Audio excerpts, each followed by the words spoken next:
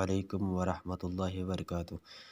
پیارے بچوں، امید ہے کہ آپ بخیریت سے ہوں گے۔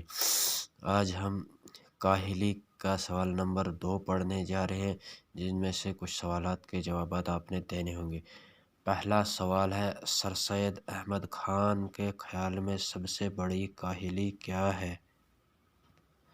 تو بچوں، اس سوال کا جواب یہاں پر آپ کو پہلے پیراگراف میں جیسے یہاں دلی قوا کو بیکار چھوڑ دینا سب سے بڑی کاہلی ہے۔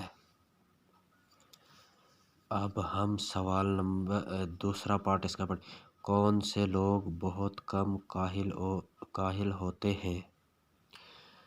تو سوال نمبر دوسرے کا جواب یہاں سے آپ دیکھ لیں گے بچوں، محنت مزدوری کرنے والے لوگ اور وہ جو کہ اپنی روزانہ محنت سے اپنے بسر اوقات کا سامان مہیا کرتے ہیں، بہت کم کاہل ہوتے ہیں۔ بچوں، اب اسی کا تیسرا پارٹ، انسان کس حالت میں کاہل اور بالکل حیوان صفت ہو جاتا ہے؟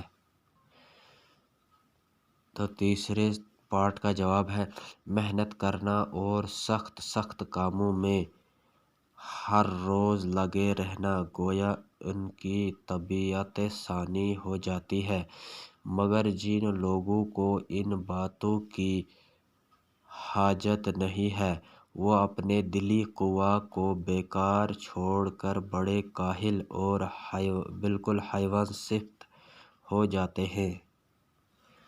اب ہم اس کا چوتھا پارٹ کریں گے، اگر انسان اپنے دلی قوا کو بیکار ڈال دے تو اس کا کیا حال ہوگا؟ تو یہاں سے صفحہ نمبر 12 سے اس کا جواب آپ ڈھونڈ لیں گے۔